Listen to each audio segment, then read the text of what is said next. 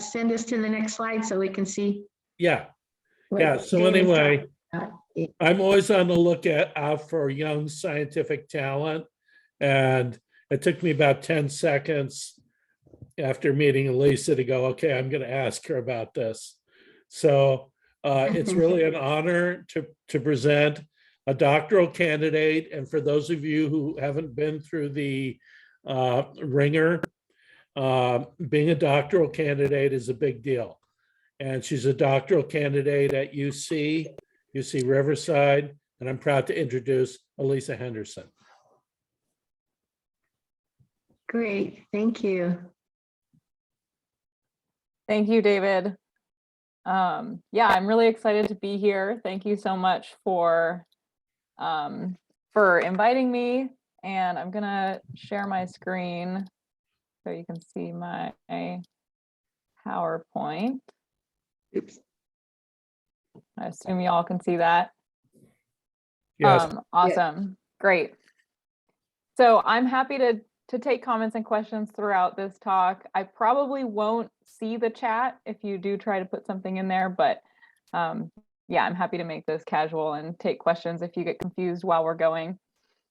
So I'm going to talk about a little bit about the relationship between hummingbirds and people. And that's going to involve a lot about hummingbird feeders and gardens and urbanization. But I'll start with a little background to myself. So here we are. I grew up in the Bay Area and I was always interested in animals and nature in general. And I was really interested in conservation. And I got really into animals and just teaching people about animals and nature through volunteering at the Oakland Zoo. But also my dad and my grandpa were both really active birders. So, and my dad still is. We still go on bird counts for the Christmas bird count season. And we do a lot of birding together, but they both got me really into birds at a really young age.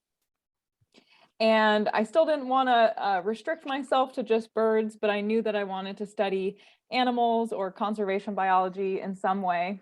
Mm-hmm. And I went to college in Ohio at Oberlin College, and for one of my first main actual research projects, I started studying crayfish. And so I was interested in just the population genetics of these different species of crayfish that occupy the rivers in Ohio. One of the species I was looking at is native there, and the other species is invasive, and they actually have a hybrid zone too. So I was really interested in these impacts between native and invasive species and what happens evolutionarily when they start hybridizing. But I still had my love of birds. And when I was looking for grad school, I found Dr. Alan Brelsford at UC Riverside. And he told me that he has this up and coming project with hummingbirds in Riverside.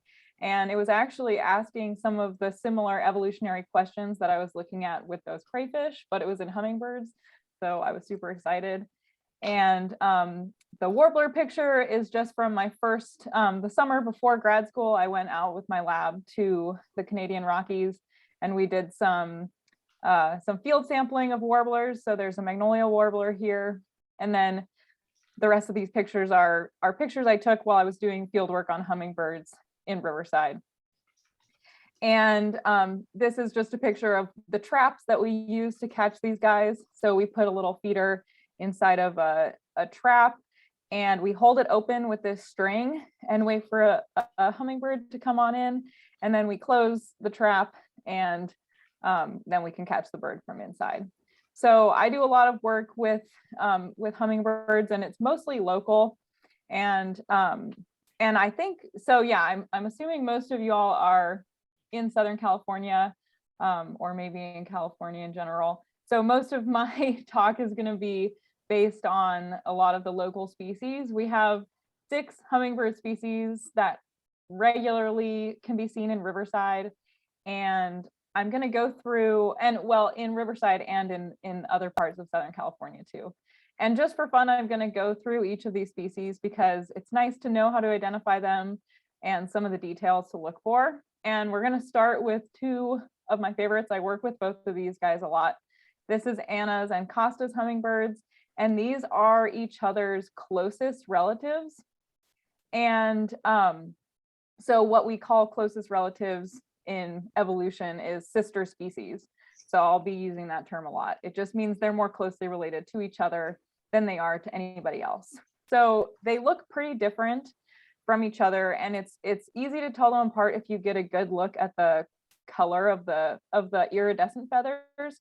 So the ones on the throat are called gorget feathers, and then the head ones we call the crown feathers. And obviously the Costas is a lot more purple than the Annas. It's more of a magenta color. But another way to tell them apart, if you can't quite see the color, is the eye stripe. So there's like a white eye line above the eye when the bird is poking up its feathers, like if he's angry or defending a territory, he'll poke them up and the eye line kind of looks like it's going up, but then it's also coming down next to the gorget feathers. And when the feathers are just relaxed, the eye line is just going straight down. And then the Annas have a tiny bit of white there, but not quite as distinct of a line.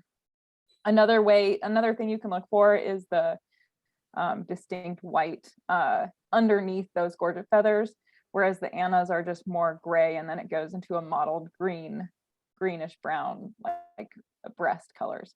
And then with the females obviously are a lot harder to tell differences, but with Annas and Costa's females are usually just white on the underneath. And then Anna's females can have up to several iridescent gorget feathers as well. So they also sound different from each other. Hummingbirds are really cool in that they can sing. Not all birds are singing birds, and there's a big clade of songbirds that all have the ability to sing and usually do song learning as well. And hummingbirds are pretty far away evolutionarily from that clade. So they represent a separate evolution of singing. And both of these species can also learn their songs from other individuals. So they listen and refine their song over the course of their life and land on a nice song that they like to use for attracting mates and defending territories. But not all hummingbirds can sing, or not all hummingbirds do sing. These two have nice songs. So, I forgot to share my sound actually. Maybe make sure that's on. So if you can't hear this, let me know. Hopefully you can.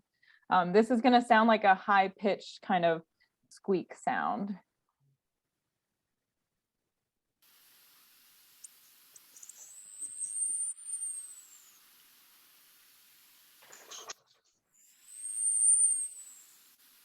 Were you guys able to hear that one?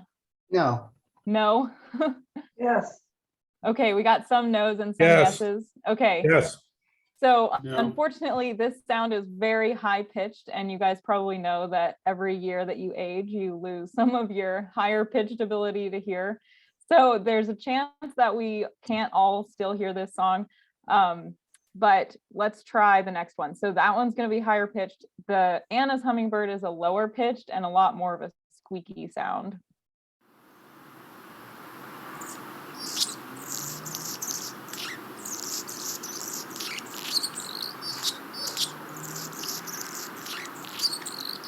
Yeah, so that sounds a lot different. And that's a really good way to tell that you're hearing an Anna's hummingbird. And a lot of the time you can also find its perch when you hear that. So that's a good way to find them. The next two I'll go through are Rufus and Allen's. So these guys are super hard to tell apart.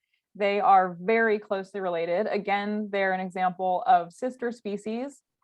And they're easy to tell apart from others like Anna's and Costa's because they have so much red coloration on the front and also on the rump in the case of Allen's, and then all the way across the back in the case of Rufus. The females are really hard to tell apart from one another. I have trouble telling females apart from each other, even when I'm holding them in my hand. And that's partly because they're really closely related.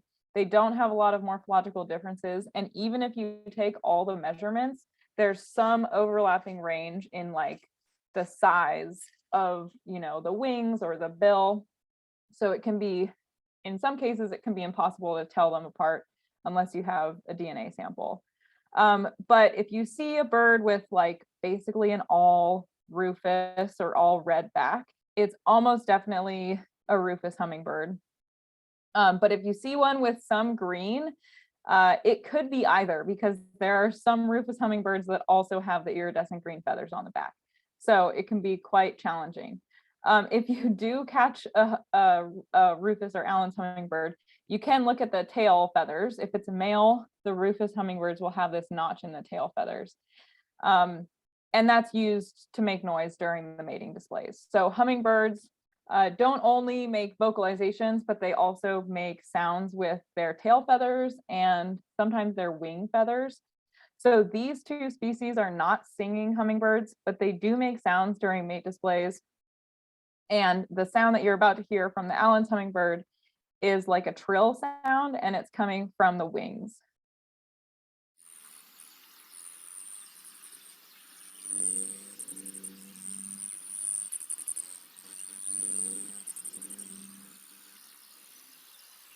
Yeah, so these guys aren't singers, but they do still make plenty of noise. Okay, so the last two species I'll show you, these are the other two that are found in the Inland Empire and in other parts of Southern California. They're a little bit less common, and these two are not sister species. In fact, the calliope hummingbird on the bottom here is actually more closely related to the Rufus and Allen's hummingbird than it is to the black-chin hummingbird. I just paired them together because they're less common in the area. So black-chin hummingbirds are really cool because they are the only hummingbird that has non-iridescent black gorget feathers. So these colors under the chin are actually a black pigment, whereas normally hummingbirds will have the shiny iridescent structural colors on the gorget. So they're pretty easy to tell if you get a good look at the gorget. And they make a really cool sound with their tail feathers when they're doing a display. This hummingbird is in the middle of his display, and we call it a shuttle display.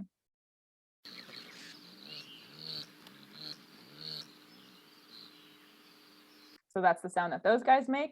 And then calliope hummingbirds are really beautiful. They have these like really cool, distinctive stripes down the gorget.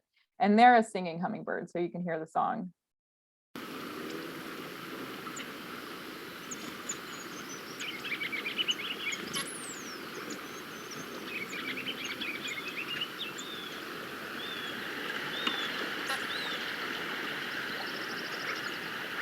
So that's a nice one. Yeah, the sounds are really good ways to tell them apart. If anybody's experienced with birding, you know that if you want to be really good at identifying birds, you should learn all their songs. And that's something that I am still working on. I'm not great at remembering sounds that birds make, but it is super helpful, especially with these hummingbirds that can look really similar to each other from far away and when they're moving super fast. So like I mentioned before, I do a lot of catching hummingbirds. When I catch them, I take a little blood sample from their toenail. So I basically clip their little toenail, which will take a couple of weeks for it to grow back. And then I take a little tiny drop of blood from the toe onto a piece of filter paper. And then I bring it back into the lab. And I also take measurements of the hummingbirds, and then I just let them go. So it takes about usually like 15 minutes to get through the whole process with the bird. And yeah, then these are a typical feeder that we'd use. This guard on the top is an ant guard, so the ants can't get in there. Yeah, so I want to start with talking a little bit about the research that I do, which is mostly based in genetics. And then I'm going to move on to more of the human interaction with hummingbirds section. So in my research, I'm really interested in how hummingbirds evolve and diverge from one species into many species. So a lot of you know there are tons of different species of hummingbirds. They have really distinct morphologies. And I'm just interested in basically at the genomic level, what's happening as species are evolving. So you can, so my study system involves 6 hummingbird species. 5 of them, as you can see, you'll recognize from the previous slides, are found in Riverside, so they're local. And then ruby-throated hummingbird is the sister species to black-chinned hummingbird. So I have 3 pairs of sister species, and they're each at sort of different stages along the process of speciation. So the rufus and allens are really closely related, and I'm using them to represent an early species pair early on in the speciation process. And then we have Archilochus, which diverged a little bit later, or a little bit earlier, pardon me. And then we have the oldest species pair, which is Annas and Costas. So they represent more of a later stage of speciation. And when we sequence the genome and look at the DNA, we can basically look at all of the genetic differences between 2 species at a time. So if we look at the genetic differences and we look at time since divergence, we expect that as time increases, more and more genetic differences will accumulate. So we would expect that an older species pair would have a much higher amount of genetic differences than the younger species pairs.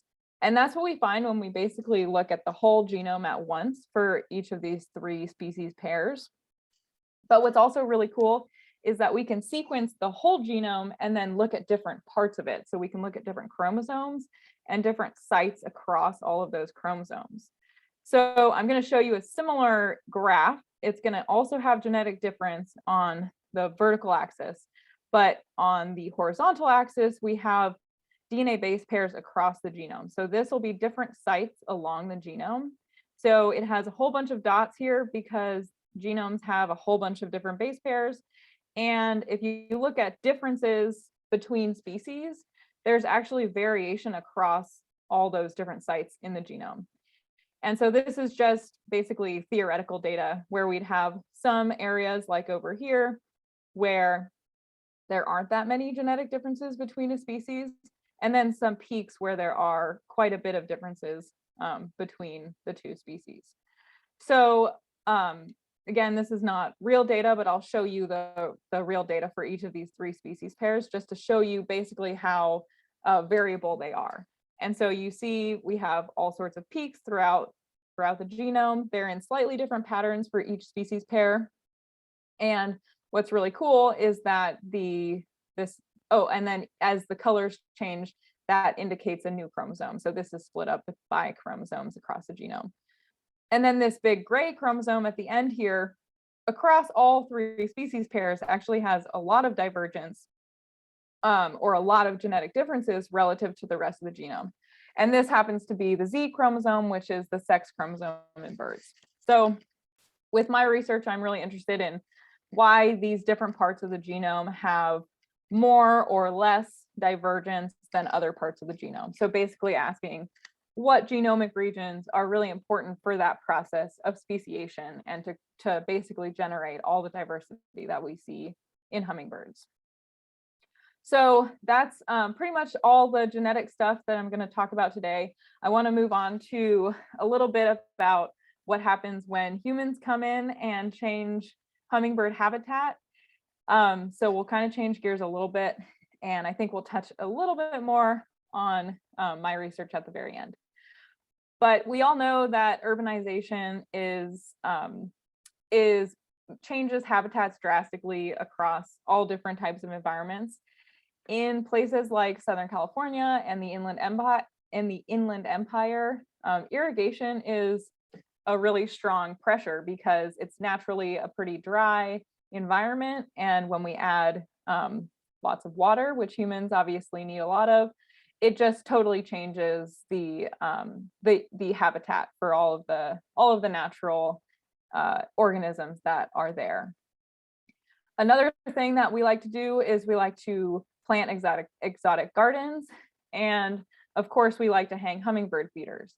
So at first glance, all of these things sort of seem like, well, they all should make more food for hummingbirds, so maybe it's all a good thing. But I am going to talk about a few side effects that we sometimes don't think about that can come with this kind of urbanization. So the first one I'll touch on is with hummingbird feeders. Birds can congregate at birds tend to congregate at hummingbird feeders because it's basically an unlimited food supply. And this can potentially increase the spread of diseases across individuals and also even across species. If you have, this hummingbird has 2 different species. This picture was taken actually in Costa Rica, but 2 different species out of a total of about 8 different species were visiting this same feeder and sharing the same flower perches. Another thing that can happen with feeders is fermentation of the sugar water. And these issues can happen with other types of bird feeders as well, just keep that in mind. But obviously the sugar water is really prone to fermentation with hummingbird feeders. But these issues are also somewhat preventable with proper care and proper use of hummingbird feeders. And I'll talk about that a little bit at the very end. Another thing that I'll spend some time talking about is range expansions. So it's easy to imagine that all of these additional food supplies for hummingbirds would increase the abundance of their population and potentially cause them to expand their ranges.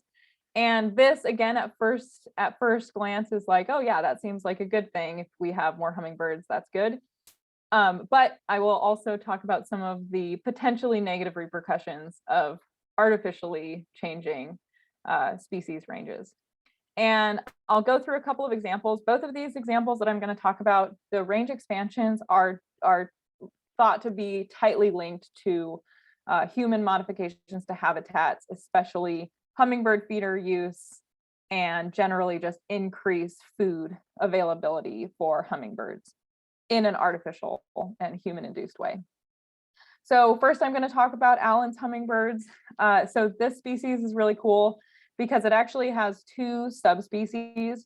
So in the green is the range of the migratory subspecies.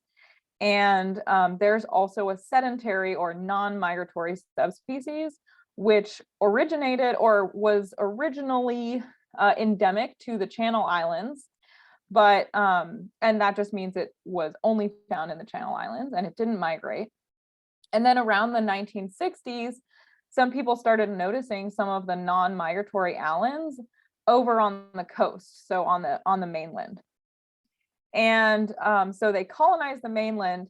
And then a more recent study that used eBird to look at the sightings ever since the 1990s found that there seems to have been a really rapid expansion of Allen's hummingbird, the non-migratory Allen's hummingbird, across the mainland in Southern California. So this is showing eBird sightings in 1992 and in all the even years up to 2014.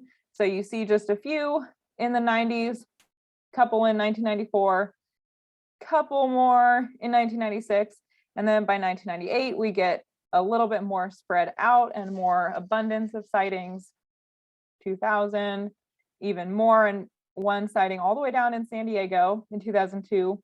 And then from there, we just get more and more abundant and more range expansion. It's made it out to Riverside in 2008, and we can just keep going from there. And then, of course, you can see the range in 2014. So this is actually a really cool study using basically citizen science data from eBird. And of course, there's some discussion in this paper about the popularity of eBird in 1992 compared to the popularity of eBird in 2014. So that is something to take into account, but it's pretty apparent that the range has expanded very rapidly. And this is another depiction of that. And so the darker blue is showing what the range was in 2000, lighter blue is the range in 2012, and then the lightest blue is the range in 2019. And notice here that in 2019, the range is overlapping quite a bit with this orange migratory Allen's range. And so that area starting about here and going up north is a potential area for hybridization between the migratory and the sedentary species. And then if we look out here in the desert areas, This area is also a potential zone for hybridization between the sedentary Allen species and other hummingbirds like Annas and Costas. And I will talk a little bit about the potential outcomes of hybridizing species after the next example. So the next example is with Anna's hummingbirds, and a similar thing happened with these guys.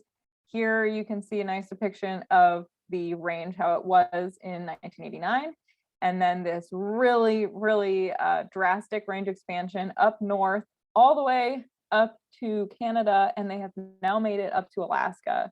And this was in 2015. Since then, there's more documented range expansion also south.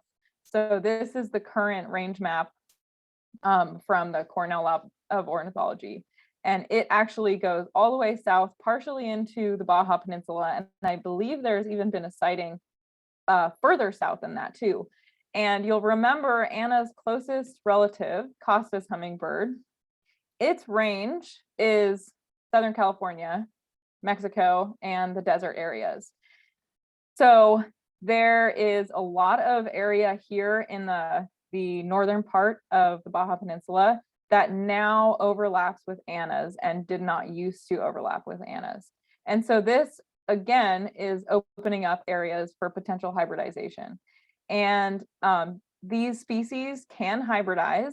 So the first record of hybridization came from Wells and Baptista in 1978. And they described, you can see their illustrations of the sort of intermediate morphology of the Annas and Costas hummingbirds. So it has sort of a middle-sized gorget, and the size is in between Annas and Costas. And we continue to find hybrids of Annas and Costas.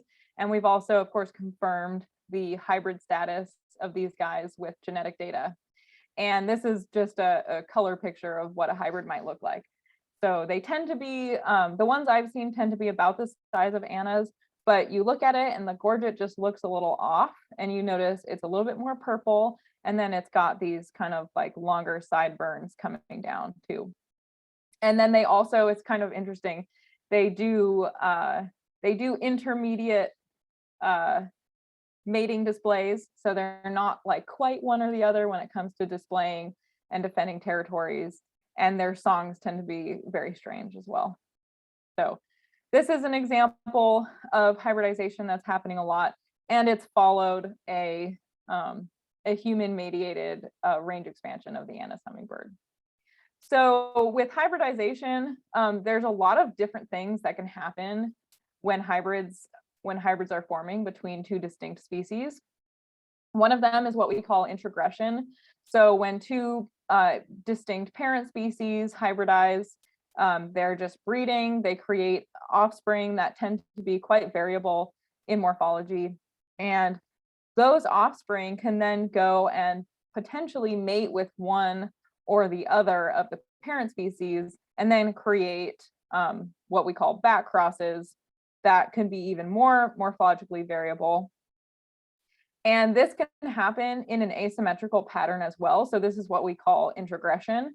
It can happen mostly from one species into the other species if those hybrids are preferring to mate with, for example, the yellow parent species, or it can happen equally in both directions. So there can be a lot of different outcomes as far as the genetic makeup of the resulting populations. There are, of course, a lot of other outcomes from hybridization, and I'll just highlight a few of them in this cartoon here. So when we're looking at these, I'll start with the one where nothing happens.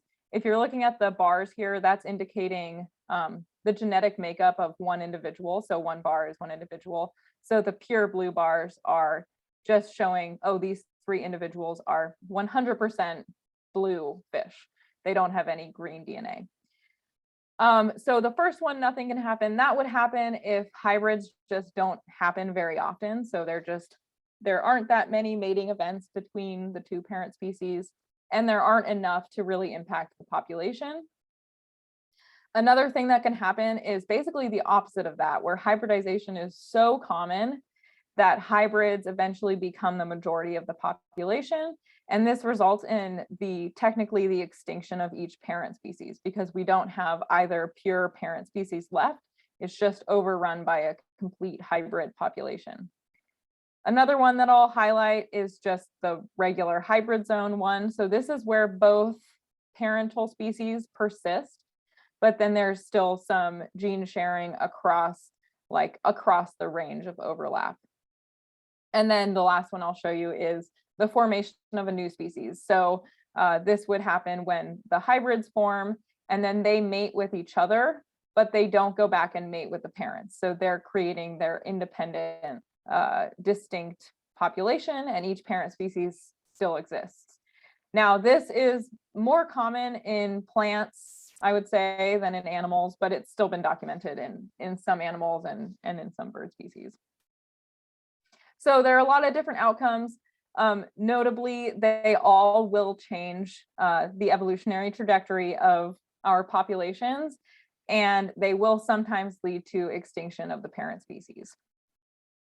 Now, it's important to note about hummingbirds especially that hybridization is also a natural thing that happens.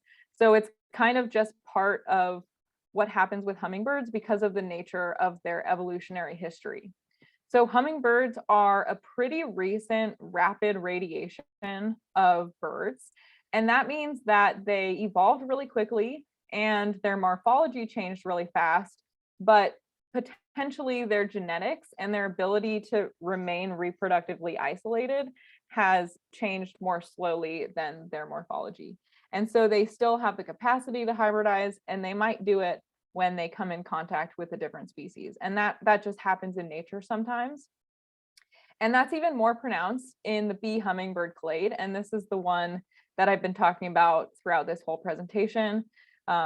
All the hummingbird species we have in Southern California are part of this clade. And you can see based on where this first ancestor of the bee hummingbirds, which is this dot here, actually is not very, very long ago, about 5 million years ago.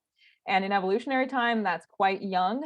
And so this clade is even more closely related and potentially quite prone to natural hybridization events. And so that kind of brings us to this question of, do humans cause hybridization? Do they increase the rate of hybridization? Because we expect that it would happen sometimes naturally too. So one of the things I'm planning to focus on in my research is also using genomic data to find an answer to this question, or at least come a little bit closer to answering this question using data from the genome. So we can use genome sequencing to estimate gene flow or estimate how much hybridization there has been. And then we can connect that to generation time and try and see how long ago that hybridization event occurred. And once we can pinpoint a time on the onset of hybridization, we can then see if that matches up with the timing that humans would have modified that habitat or started increasing the food availability for hummingbirds, or even just a timing when hummingbirds were drastically expanding their ranges. So we can tell if it's sort of part of the natural evolutionary history of a pair of species, or if it seems to have been triggered by something that humans did to modify the habitat. And this is just another example of a hybrid zone. This is one of the hybrid zones that I'm planning to do this research on. It's between Allen's and Rufus. And the brown here indicates hybrid individuals. And so this hybrid zone is so extensive that if you go into this part of Southern Oregon where the hybrid zone is, you will only find hybrid hummingbirds. You will not find any of the pure Rufus or pure Allen's. So it's a really, really extensive hybrid zone. Of course, if you travel up in the range to where you'd only find Rufus hummingbirds or down where you'd only find Allen's, you find some of the parents still. So that kind of brings us back to what's going on with humans. So what's happening now? We obviously can't just go back in time and take all the hummingbird feeders away or reverse urbanization. Plus, we like hummingbird feeders because it's fun to see hummingbirds. It's also good for citizen science for people to get interested in hummingbirds and birds in general, learn how to identify them, and even contribute to citizen science projects like eBird checklists and point counts and things like that. So we don't need to try and eliminate all hummingbird feeders. It wouldn't work anyway. But what we can do is be responsible with our hummingbird feeders. So taking good care of your feeders means cleaning them often. So when it's cold, I aim to try and clean a feeder twice a month at the minimum. And then if it starts getting warm or hot, like it does a lot in Riverside, you want to change it more often. So at least once a week. And that's to prevent fermentation. But each time you change it, you also want to try and sanitize the feeder so that you're not helping birds spread diseases. And when you sanitize it, you can just soak it in soap water, or you can soak it in a diluted bleach solution. And a lot of the time, the flowers that are on the little feeder can pop off, and so you can sanitize those too, just separately. Just soak them in whatever you're soaking your feeder in. And then I also like to try and use a sugar water dilution that would be similar to what hummingbirds would find in natural flowers. And so what I recommend is half a cup of sugar with 2 cups of water. This is a little bit less than a 20% by volume ratio of sugar. And so it's not very concentrated, which means that the hummingbirds aren't like over consuming sugar compared to what they would naturally get from flowers. And hummingbirds also need to stay hydrated. So the natural like lower diluted water sugar is more hydrating for them, and they're not like overloading on sugar. They're getting more of like their natural diet. Yeah, don't use Gatorade. You don't need to use food coloring. That's just extra chemicals for the hummingbirds. I don't think they will actually get sick from food coloring, but I just don't see a point to it. They really are not more attracted to a feeder with red liquid in it than they are with white liquid or with clear liquid. They are attracted to the red near the flowers, and the yellow contrasting with the red also helps attract them. If you have a hummingbird feeder with like all red flowers, they'll come to it. You can even put like yellow electrical tape around the hole if you want to like emulate a flower. But yeah, you don't need to buy pre-made hummingbird food. It just has extra chemicals, so it's unnecessary, and it doesn't need to be red. So just do a simple diluted sugar mix and you should be good to go. And then the other thing that this is getting towards the end here, that I'll talk about is native gardens. So hummingbirds, in addition to nectar, they also like to eat insects. So this is a slow motion video of a bird catching insects. And this is really fun to watch. If you ever see a hummingbird that's kind of like darting around back and forth and you're not sure what it's doing, it's probably catching insects. They like to eat little gnats and flies and mosquitoes. And so the protein is a really important food source for them, especially when they are about to molt. So molting, most of you probably are familiar with this, but it's just what birds do. At least once a year, they replace all of the feathers on their body. And during the time that they're molting, they need a lot of protein to replace all those feathers. And then female hummingbirds also like to catch a lot of insects when they're building nests and brooding eggs, and also when they're feeding their chicks. So planting native gardens is a really nice way to promote not only nice nectar and hummingbird sugar food, but also promote insects that they like to eat. So you'll see them fly catching around nice gardens. And this is like a few examples of the native flower bushes that we have in Southern California that hummingbirds really like.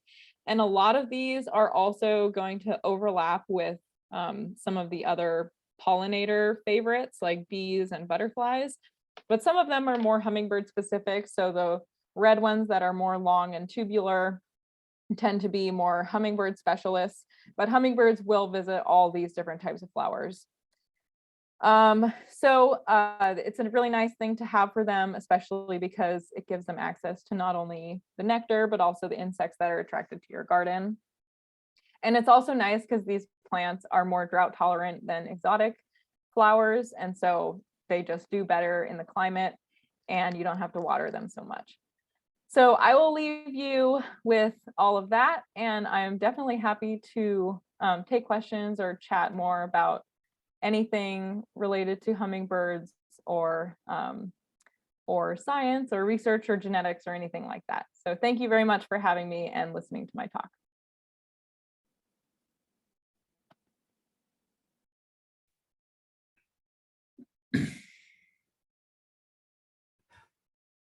Thanks, Elisa. Thanks, Elisa. Thank you. Okay, David will take over with questions, right? Well, yeah, the only question that's in the chat, I think you answered the red dye Yeah. kind of question, is plastic feeders versus glass feeders. And Karen, who is our expert in a lot of things, including pollinators, says that glass is easier to keep very clean, but it tends to heat up a lot in the hot weather, whereas plastic doesn't get as hot in the hot weather. So how do you feel about that?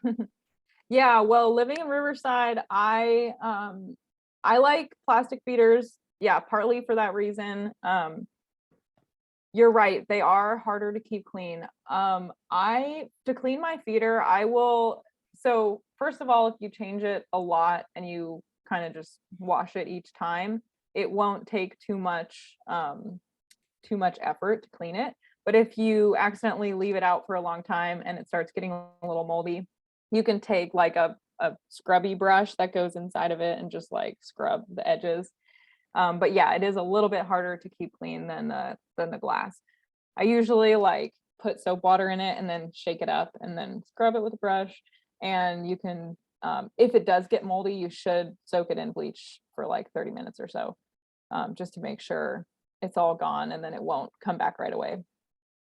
I've been using glass for a long time because I knew I could keep it really clean. Mhm. But I did buy one plastic one just to give it a try. And Yeah. Just last week, this is the first time I experienced that. It was hot. And I went out there and the one in the plastic was empty. And the other one still had juice in them, even though they were in shade. So I thought, there's another lesson here. Maybe I should be buying plastic instead of insisting on buying glass every time. Interesting. Yeah, I have never tried that experiment, so that's good to know. Yeah, hummingbirds can be pretty picky. If if your water gets hot, they might not like it. They will definitely not visit your feeder if there's ants on it. Well, I use really good ant motes. Yeah. You've got to use something. But yeah, that's good. The hummingbirds told you which one to use. Yeah. And then I clean out the little flower things with one of those toothpicks with the little fuzzy things on the end. That works pretty good. Yeah, that's a good idea. Yeah, I have little like straw scrubbers that will fit in holes like that.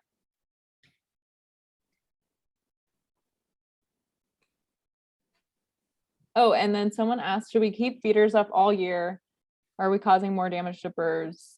So we should not put the feeder up.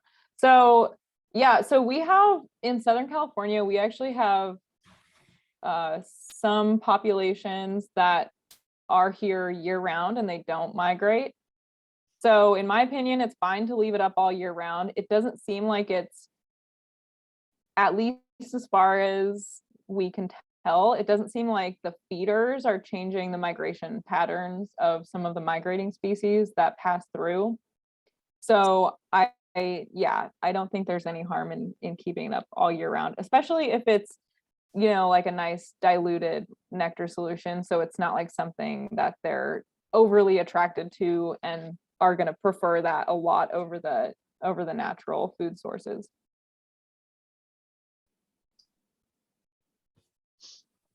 have you heard of hummingbirdsspot.com? Have you heard of the lady doing that? I don't think so. She's taking pictures and videos of every single hummingbird species in the world. Oh, wow. What is there, like 300 something? Thousands, there's There's a lot.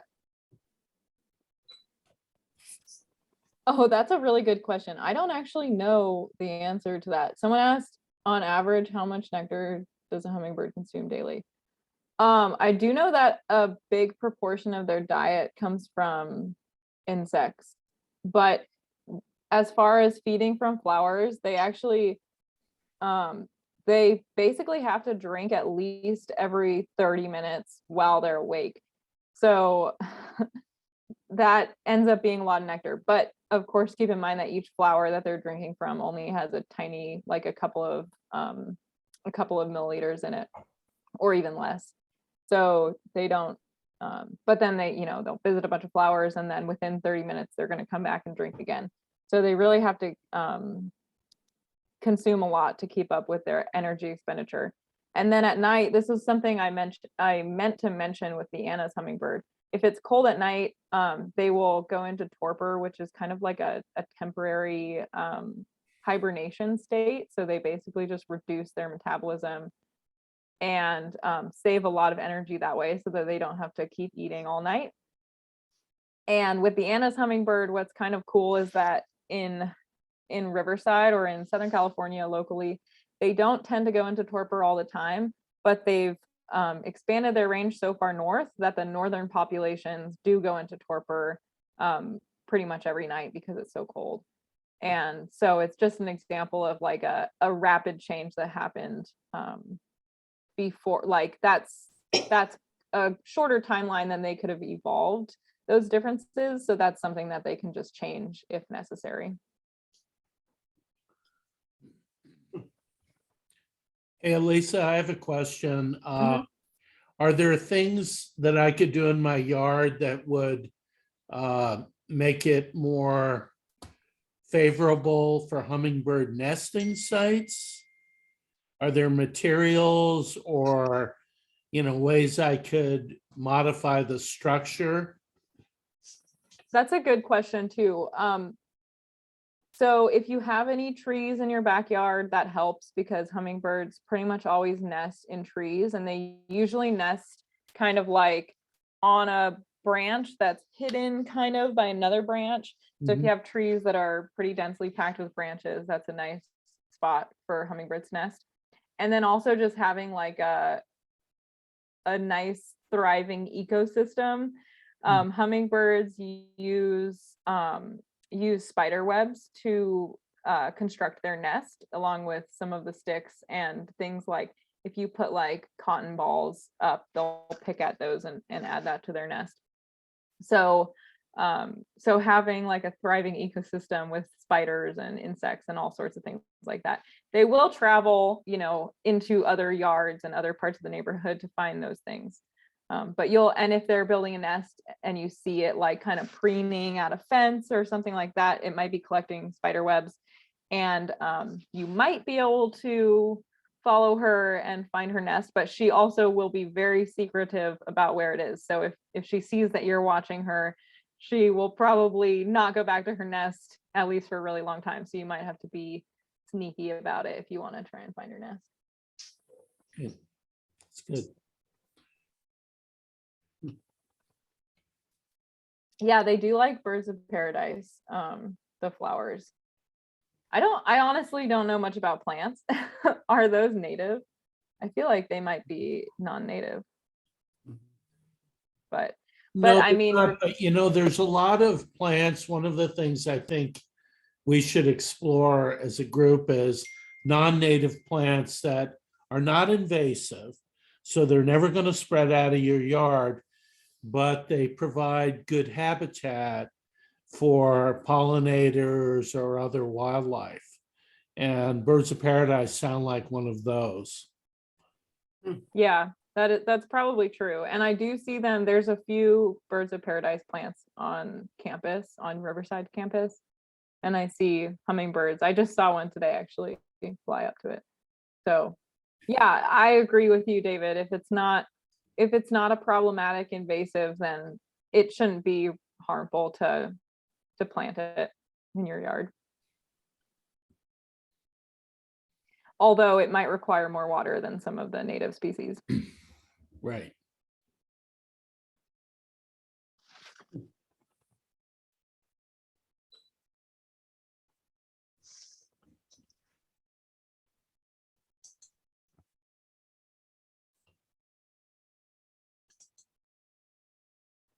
Okay. Does anybody else have a question for Elisa? I think this was great. I love the bird songs too. So it Good. was really fun. Yeah. Yeah. Well, thank you so much. And I'm just worried about the disease that I might be spreading with my feeders. So, but I do change them really fat a lot, but so Yeah. It's, that's you know, just clean them and you should be fine. okay. Yeah.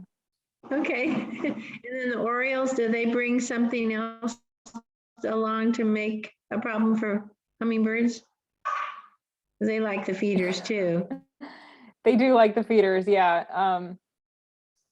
I've seen, I don't know what kind of impact they have necessarily on the hummingbirds themselves. I have seen somebody put up like a big, basically like a fruit shish kebab and like hang it in their yard. And I would assume that if you do that, then maybe the Orioles will go over there and then keep the feeder free. But I don't know, that's something to Yeah, experiment with. yeah.